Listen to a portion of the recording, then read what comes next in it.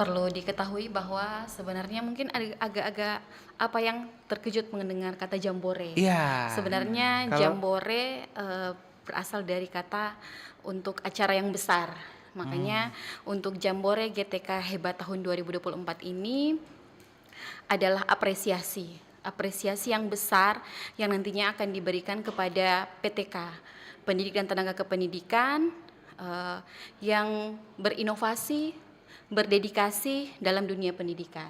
Bukan ah, hanya,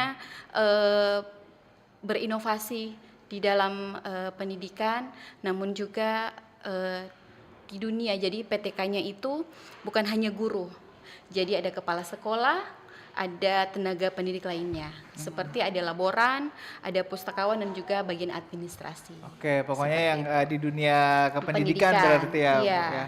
Oke, baik. Nah, kalau misalnya untuk, Jambore GTK Hebat 2024 ini sebenarnya yang jadi fokusnya nanti apa itu, Bu? Ya, jadi sebenarnya ada 3 fokus, ada 3 kategori, Mhm mhm. untuk Jambore GTK Hebat tahun 2024 ini.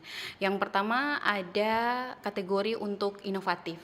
Di inovatif ini terbagi atas 24 kategori. Oke.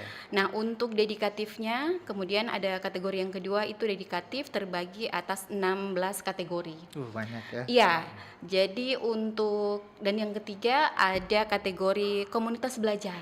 Ah, Nah, kalau dedikatif dan inovatif ini bisa untuk PTK di masing-masing kategori. Namun untuk komunitas belajar ini harus ada Kepsek dan juga gurunya sesuai dengan komunitas belajarnya. Jadi untuk kompilnya itu ada 8 kategori yang langsung dinilai oleh Ditjen GTK.